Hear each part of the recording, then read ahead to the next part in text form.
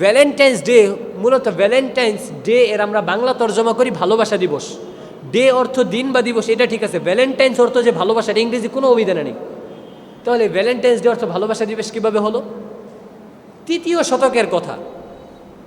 খ্রিস্টান সম্রাট ক্লাডিউস না ক্লডিউস তার নাম, সে তার রাজ্যের মধ্যে, তার রাজ্যের যত সেনাবাহিনী ছিল সব সেনার জন্য সে বিয়ে নিষিদ্ধ করে দিয়েছে।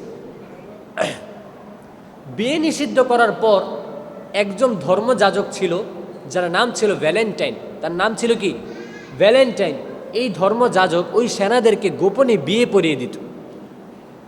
এই কথা যখন সম্রাট জানতে পারল, তখন সম্রাট ওই ধর্মযাজক ভ্যালেন্টাইনকে ফেব্রুয়ারির 14 তারিখে মৃত্যুদণ্ড দিল। সে রাষ্ট্রীয় সাজাপ্রাপ্ত হয়ে মারা গেল 14 ফেব্রুয়ারির দিন। যেহেতু সে ফেব্রুয়ারির দিন মারা গেল, সুতরাং এই দিনটাকে ভালোবাসা দিবস নামে, ভ্যালেন্টাইন্স ডে নামে উদযাপন করা শুরু হলো। যারা বেশি প্রেমিক, আধুনিক সুশীল যারা আছে, তারা এটাকে ভ্যালেন্টাইন্স ডে অর্থাৎ ভালোবাসা দিবস নামে কি করলো? নামকরণ করলো। ইতিহাসটা বুঝছেন? ভ্যালেন্টাইন্স ডে কোত্থেকে আসছে বুঝছেন? এবার বুঝেন এর কাজটা কি। যেই ব্যক্তি, সম্রাট তো বিয়ে নিষিদ্ধ করছে, বিয়ে হালাল না হারাম? বিয়ে হালাল না হারাম? জোরে বলেন, বিয়ে হালাল না হারাম? আমার দেশে তো এখন 18 বছর পরেও মেয়েরা সাবালক, ছেলে মেয়ে এখনও সাবালক হয় না, নাবালেগই থাইকা যায়। আর 11 বছরের শিশু এদিক সেদিক পালায়া যায়। এমন কত নিউজ আমাদের সামনে আস। মা বাপের ক্যান্সারের জন্য হসপিটালে রাইখা দিয়ে পলায় যায় না, আর গোটা দেশ খুঁজে না, হাইরে আমার শিশু তো নিখোঁজ। আমার দেশ তো ওই পর্যায়ে চলে গেছে। তো বিয়ে বিষয়টা আমাদের কাছে একটু কঠিন হয়ে গেছে। এজন্য বলতে হবে বিয়ে হালাল না হারাম? বিয়ে হালাল, বৈধ, ইবাদত। যে বিয়ে করবে সে তো ইবাদত করলো, যে বিয়ে করলো সে তো ইবাদত করলো, আর ইবাদত করার মাধ্যমে সে তো সওয়াবের উপযুক্ত হলো, সওয়াবের ভাগিদার হলো। আল্লাহ তাআলা তার জন্য তো আজরুন আজিম রেখে দিয়েছে। তো বিয়েটা হলো হালাল জিনিস। ওই ধর্মযাজক বিয়ে পড়িয়ে দিত, হালাল কাজ করত। ওদের ধর্ম অনুযায়ী বিয়ে হালাল, আমাদের ধর্মেও তো বিয়ে হালাল। সে বিয়ে করত, হালাল কাজ করত, বৈধ কাজ করত। কিন্তু এই যে ভ্যালেন্টাইন্স ডেটা আমাদের বর্তমানে যেটা উদযাপিত হয়, এখানের মধ্যে কি হালাল চলে না হারাম চলে? হালাল চলে না হারাম চলে? এখন আপনি বলবেন হয়তো বাংলাদেশ এখনো সভ্য হইতে পারে নাই, তারা বুঝে কম, এই জন্য মনে হয় তারা হারামের মধ্যে ঢুকে গেছে। যারা এই দিবসটাকে আবিষ্কার করছে, তারা এই দিবসের মধ্যে মুসলমানদেরকে ধ্বংস করার সূক্ষ্ম চিন্তা নিয়েই আবিষ্কার করছে। মুরব্বী, আপনি না বুঝলেও আজকে আপনাকে বুঝতে হবে, আমি আপনাকে থিওরি দিচ্ছি। তারা সূক্ষ্ম চিন্তা নিয়ে এটাকে ভালোবাসা দিবস নামে নামকরণ করছে। আর এর শানে নুজুল অর্থাৎ ইতিহাস আনছে ওই যে ভ্যালেন্টাইন নামক ধর্মযাজক যে বিয়ে পড়িয়ে দিত, তার নামে নামকরণ করে দিনটারে আমাদের কাছে অনেক বড় কইরা সাজায় দিছে। কিন্তু এই দিনটার মধ্যে তারা খারাপই কিভাবে ঢুকাই দিল দেখেন।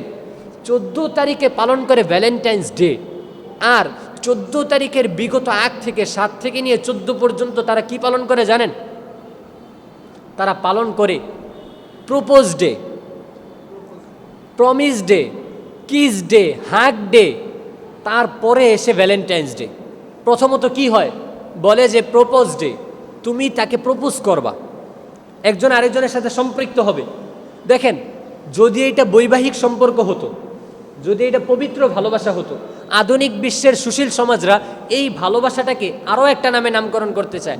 বলে যে 14 তারিখ যেহেতু ভালোবাসা দিবস, শুধু নারী পুরুষের বৈবাহিক ভালোবাসার কথা না, মা বাবার ভালোবাসা, ছেলে সন্তানের ভালোবাসা, তারপরে ওস্তাদ ছাত্রের ভালোবাসা, ভাই ভাইয়ের ভালোবাসা, প্রতিবেশীর ভালোবাসা, ইমাম সাহেব মুয়াজ্জিন মুসল্লির ভালোবাসা, সামাজিকভাবে যে ভালোবাসা, সব ভালোবাসাই হতে পারে। তুমি তোমার বন্ধুকেও এই ভালোবাসা আদান প্রদান করতে পারো। কিন্তু ভাই, এই ভালোবাসার জন্য তো প্রপোজ লাগে না। আমি আমার মারে ভালোবাসবো, আমার মাকে ভালোবাসার জন্য কি মাকে ভালোবাসা নিবেদন করার জন্য আলাদা দিন লাগবে? সে তো এমনিই আমার মা। তার সাথে পরিচিত হওয়ার জন্য কি আলাদা দিন লাগবে আমার? না, সে তো এমনিই আমার মা। আমি আমার বন্ধুকে ভালোবাসবো, তো বন্ধুকে ভালোবাসার মধ্যে chocolate day, kiss day, hug day, promise day, এগুলো কোত্থেকে আসলো? আপনি কি বুঝেন না এগুলো কোত্থেকে আসলো? ওই যে তারা একটা পবিত্র দিন আমাদেরকে দিল, দেওয়ার পরে তারপরে তারা নাম দিল প্রপোজ ডে। প্রপোজ ডে, এই প্রপোজ শব্দের অর্থ আপনি কি বুঝেন? একটা অবিবাহিত পুরুষ একটা অবিবাহিত নারীকে প্রপোজ করতেছে, নিজেকে আমাকে তোমার পছন্দ হয়, এই সম্পর্কের আদান প্রদান করতেছে। এই সম্পর্কের আদান প্রদান তো আমার দেশের আইনও অবৈধ। যদি কারোর সাথে কারো পরিচয় হয়, পরিচিতি হয়, সে তো বিয়ে করবে। সে কেন প্রপোজ করতে যাবে? এই প্রপোজের মধ্যেই সীমাবদ্ধ না। চকলেট ডে, তাকে তুমি চকলেট প্রদান করবা। আচ্ছা, রোজ ডে, একটা ফুল দিবা। ভালোবাসার এতটুকু পর্যন্ত আমি মাইনা নিছি, এতটুকু পর্যন্ত ঠিক আছে। হাগ ডে, একটা নারী আর একটা পুরুষে একসাথে জড়ায়া ধরার রাইট তোমাকে কোন সংবিধান দিয়েছে? দেশের কোন সংবিধান একটা অপরিচিত একটা বেগানা নারীকে আরেকটা বেগানা পুরুষকে জড়ায় দেওয়ার রাইট কোন সংবিধান দিয়েছে? শুধু হাগ ডে না, হাগ ডের পরে আছে কিস ডে। একটা অপরিচিত নারীকে তুমি স্পর্শ করবা, চুম্বন করবা, এই রাইট কোন দেশের সংবিধান তোমাকে দেয়? ইসলাম তো দূর কি বাত হ্যাঁ। ইসলামের কথা, কোরআনের কথা, রসুলের কথা, হাদিসের কথা তো পরের বিষয়। তুমি ধর্ম মানো আর না মানো, একটা দেশে বসবাস করতে গিয়ে সে দেশের সংবিধান, সে দেশের আইন তো তোমাকে মানতে হবে। কোন দেশের আইন তোমাকে এই রাইট দিয়েছে, এই বৈধতা দিয়েছে যে তুমি একটা অপরিচিত নারীকে কিস করবা, হাক করবা? এটা তো কেউ দেয়নি। তারপরে 14 তারিখ ওই পুরুষ আর ওই নারী যখন একত্রিত হবে, তারপরের ফলাফল আমার আর আপনার বুঝবান প্রত্যেকটা পুরুষ আর নারীর জানা আছে। বুঝেন না এই বিষয়টা? একটা নারী আর একটা পুরুষ দুইজন যখন একসাথে হতে হতে হতে হতে একজন আরেকজনকে চুম্বন করার পর্যন্ত রাইট পেয়ে গেল, আপনার কি মনে হয় 14 তারিখ তারা দুইজন পার্কের কোনায় যায় বৈশা বৈশা বাদাম খেয়ে, আবার আপনার মেয়েকে, আপনার ছেলে কি, একটা ছেলেকে আপনার মেয়েকে পার্কে নিয়ে নিজের পকেটের টাকা খরচ করিয়ে বাদাম খাওয়ায় তারপরে আবার নিরাপদে আপনার বাড়িতে পাঠিয়ে দিছে? আপনার মনে হয় কত বড় গুনাহের দিকে আমাদেরকে নিয়ে যাইতেছে একটা ভালোবাসা দিবস? এই ভালোবাসার নামে কত বড় আযাব আপনারা কামাই করতেছেন। আল্লাহ তাআলা আমাদেরকে এই সমস্ত অনাকাঙ্ক্ষিত, এই সমস্ত নাফরমানি থেকে হেফাজত করেন, আমরা বলি আমিন।